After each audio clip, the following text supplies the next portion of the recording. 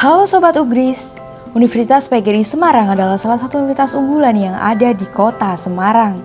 Dengan memiliki keempat kampus dalam perkuliahan, Universitas PGRI Semarang banyak memberikan fasilitas terbaik untuk menunjang perkuliahan, serta memberikan wadah untuk mengembangkan minat dan bakat bagi mahasiswanya. Selain itu, Universitas PGRI Semarang juga memiliki asrama putra dan putri yang bisa menjadi salah satu alternatif pilihan tempat tinggal bagi mahasiswa.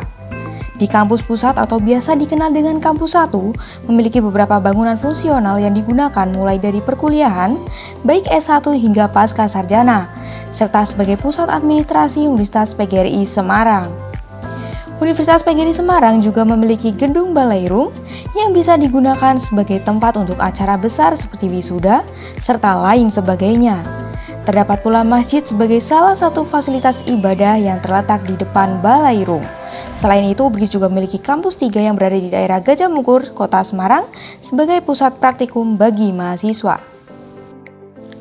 Program Studi Pendidikan Matematika merupakan salah satu program studi di Universitas PGRI Semarang.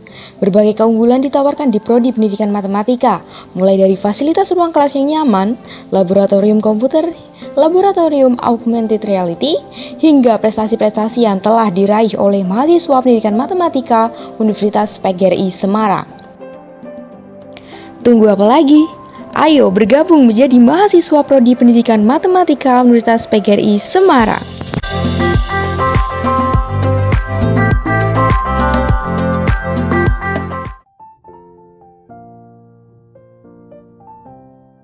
Baik, apakah sudah hadir semua di room ini? Sudah, Bu. Oke. Assalamualaikum warahmatullahi wabarakatuh. Selamat pagi semuanya. Alhamdulillah untuk pertemuan kali ini kita bisa bertemu walaupun secara virtual. Semoga semuanya sehat walafiat. Amin. Untuk link presensi sudah saya siapkan di Google Classroom. Silakan kalian bisa isi ke Google Classroom. Oke, langsung saja untuk pertemuan pada kali ini. Mohon kepada salah satu siswa bisa memimpin untuk doa terlebih dahulu.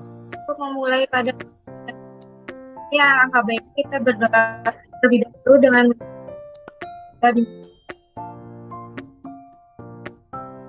doa selesai. Ketika selanjutnya kemarin kita sudah belajar mengenai materi bilangan ya. Nah, untuk kali ini kita akan belajar mengenai materi himpunan. Kira-kira ada apa saja yang ada di lingkungan sekitar mengenai materi himpunan? Ada yang bisa menjawab? Oke. Kita bisa menemukan berbagai materi mengenai himpunan. Itu salah satunya mengenai pengelompokan sesuatu. Misalnya, ada pengelompokan tumbuhan berdaun lebar, tumbuhan berdaun hijau, atau tumbuhan berdaun kuning. Langsung saja, izin share screen ya Mbak ya. Oke, pada pertemuan kali ini kita akan membahas mengenai materi himpunan. Yaitu yang pertama, menjelaskan himpunan, baik itu himpunan bagian, himpunan semesta, himpunan kosong, himpunan komplement, dan melakukan perhitungan mengenai operasi biner pada himpunan menggunakan skala masalah kontekstual. Kemudian kita juga akan menyelesaikan masalah kontekstual yang berkaitan dengan himpunan, baik itu himpunan bagian, himpunan semesta, himpunan kosong, himpunan komplement, himpunan biner, dan melakukan operasi biner pada himpunan. Nah, ini untuk peta konsep pembelajaran kita pada kali ini. Kalian bisa lihat, di sini nanti himpunan akan saling berkesinambungan ke dalam sifat-sifat operasi himpunan yang akan kita pelajari. Nah, untuk mempelajari pada pembelajaran kali ini, kita akan menggunakan topik berupa masalah kontekstual, yaitu ada yang namanya tradisi sedekah laut. Nah, di antara kalian ada yang tahu nggak nih, apa sih tradisi sedekah laut? Ada yang sudah tahu? Sudah, Bu. Oke, karena sudah ada yang tahu nih, nah untuk biar kita bisa lebih mendalami, kira-kira ada apa aja di sedekah laut, kita bisa tonton video ini terlebih dahulu ya, karena nanti ada beberapa hal yang akan kita bahas. Bisa disimak dulu ya Mbak-Mbak.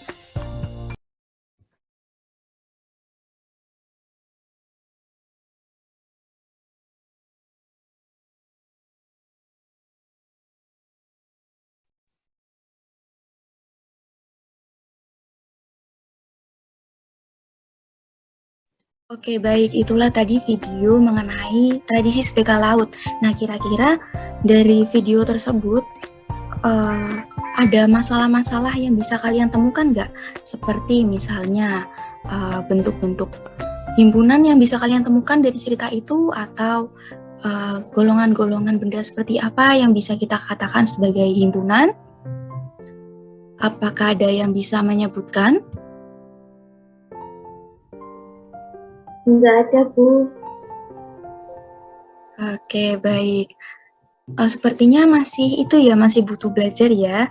Langsung saja, karena pada pembelajaran kali ini kita akan memanfaatkan cerita-cerita rakyat, yaitu masalah-masalah kontekstual yang biasa kita temui di masyarakat. Nah, untuk kali ini kita akan bersama-sama membuat sebuah kegiatan.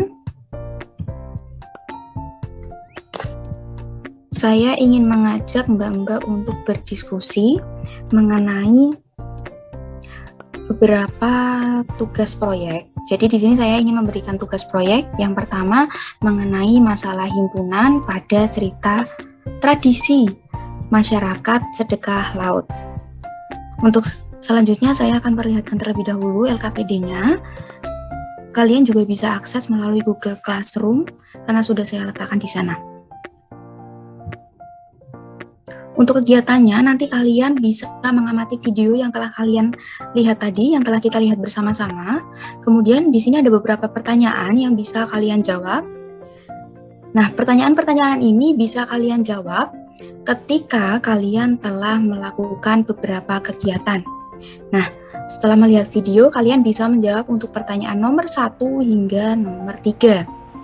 Dilanjutkan ke pertanyaan nomor 4 hingga nomor 7, di sini kalian bisa menggunakan hasil dari tugas proyek yang telah kalian lakukan. Di sini kalian akan membuat sebuah produk berupa alat peraga untuk materi himpunan.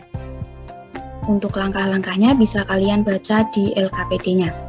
Mungkin dari Mbak Tamara bisa memberikan pendapatnya, mau kita selesaikan berapa hari? 1 minggu, Bu. 1 minggu. Bagaimana yang lain, apakah setuju jika kita buat tugas proyek ini selama 1 minggu? Setuju, Bu. Oke, kita sepakati ya untuk pembuatan proyek ini kita lakukan selama 1 minggu. Kemudian untuk tahapan-tahapan dan pengumpulannya nanti dikumpulkan berupa video. Jadi kalian nanti membuat proyek ini di video, kemudian kalian upload di Google Drive. Kalian bisa kumpulkan di ketua kelas, seperti itu ya. Nanti bisa dikoordinasi untuk ketua kelasnya, seperti itu. Baik, ada yang mau ditanyakan untuk pertemuan hari ini?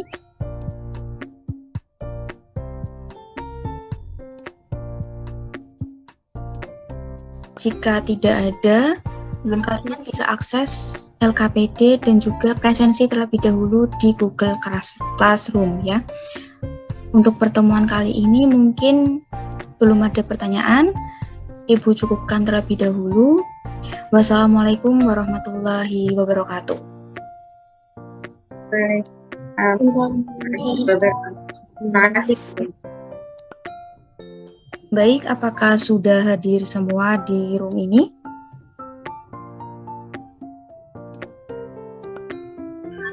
Sudah, Bu. Oke, baik. Saya mulai ya. Assalamualaikum warahmatullahi wabarakatuh. Waalaikumsalam warahmatullahi wabarakatuh. Selamat pagi semuanya. Bagaimana kabarnya hari ini? Alhamdulillah baik, Bu. Alhamdulillah baik. Oke, langsung saja untuk pertemuan kali ini. Di sini Ibu ingin membahas mengenai tugas proyek yang sudah Ibu berikan di pertemuan lalu. Langsung saja untuk agenda kali ini kita akan membahas mengenai hasil proyek kalian ya. Oke, mungkin untuk kelompok 1 langsung saja bisa menunjukkan hasil proyek yang telah dibuat. Kelompok 1.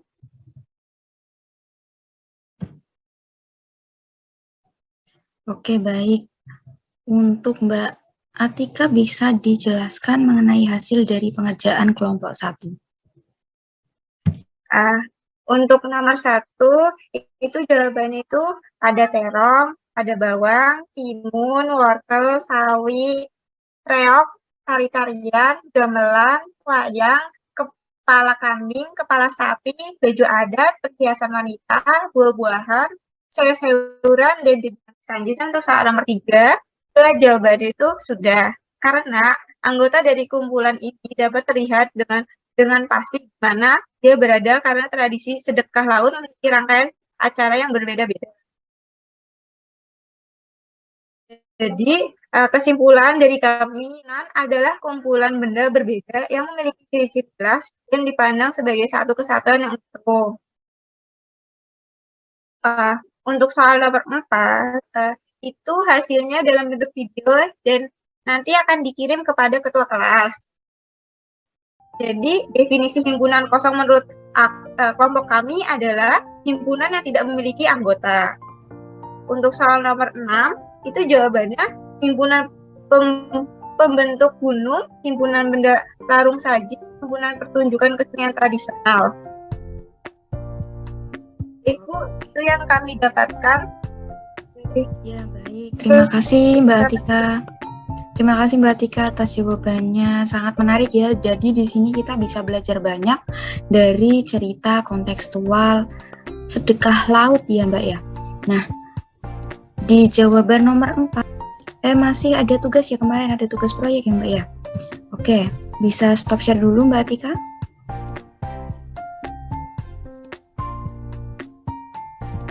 Nah, untuk jawaban yang nomor 4, kemarin saya sudah mendapatkan laporan dari ketua kelas. Alhamdulillah hasilnya bagus-bagus. Ini coba saya putarkan terlebih dahulu ya.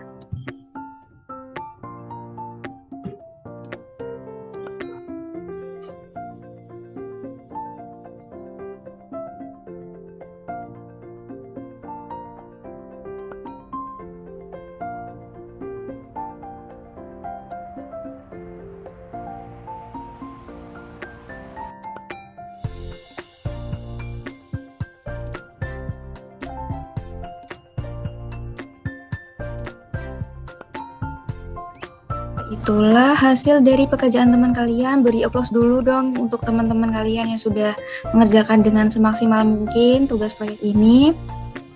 Oke, selamat untuk kalian yang sudah menyelesaikan tugas dengan baik. Kira-kira Ibu ingin bertanya apakah ada kesulitan ketika kalian mengerjakan tugas proyek ini? Terutama mengenai materi himpunan yang kita gunakan itu kan berbantuan cerita kontekstual, itu seperti apa? Bagaimana? Apakah ada kesulitan mengenai materi himpunan kali ini, terutama pada proyek kali ini? Ada kesulitan, Bu, karena kami masih sulit memahami cerita kontekstualnya. Oke, masih sulit memahami cerita kontekstual ya. Nah, tapi dari kegiatan kali ini, dari proyek yang telah kalian gunakan, itu apakah membantu mengenai bagaimana cara belajar apa itu himpunan kosong, apa itu himpunan bagian? Apakah kalian terbantu dengan adanya proyek ini? Iya, Bu. Oke, baik. Iya, Bu. Alhamdulillah, berarti proyek yang telah kalian lakukan itu berhasil dan layak digunakan sebagai alat bantu, alat peraga, media pembelajaran untuk materi himpunan kelas 7. Nah, untuk pembelajaran kali ini masih ada yang perlu ditanyakan kembali atau ada yang perlu kita refleksikan kembali? Belum ada, Bu. Belum ada, Bu. Oke. Sebagai bentuk refleksi, di sini mari kita melihat kesimpulannya bersama-sama.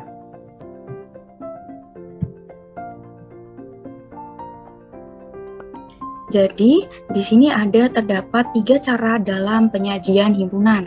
Yang pertama ada dinyatakan dengan menyebutkan anggotanya, dinyatakan dengan menuliskan sifat yang dimiliki anggotanya, dan juga dinyatakan dengan notasi pembentuk himpunan itu sendiri. Kemudian,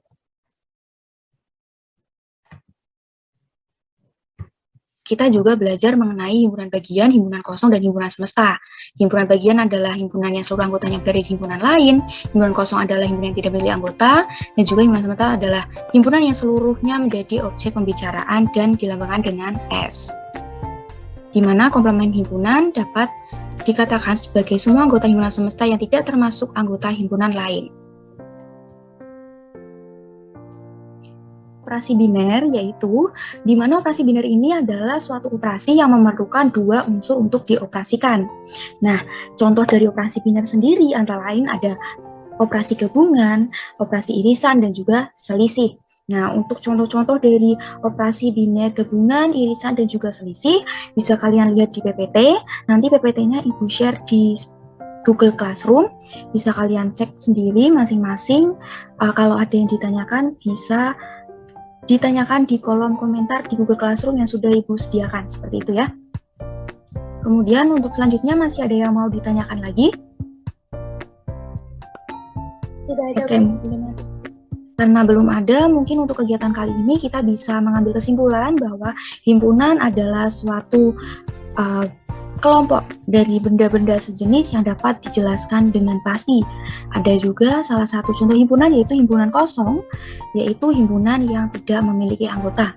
Nah, kalian bisa mempelajari materi-materi himpunan melalui kegiatan kontekstual yang telah kita lakukan, misalnya contohnya yaitu dari tradisi sedekah laut. Kalian juga bisa mengeksplorasi kembali hal-hal yang ada di sekitar kalian, hal-hal kontekstual yang ada di sekitar kalian, yang bisa kalian jadikan sebagai bahan untuk kalian belajar lebih dalam mengenai materi-materi matematika lainnya. Oke, baik, mungkin itu saja yang dapat Ibu sampaikan. Kalian bisa melanjutkan aktivitas kembali. Silakan kalian bisa ke Google Classroom terlebih dahulu untuk melakukan resensi dan juga cek materi yang ada di Google Classroom.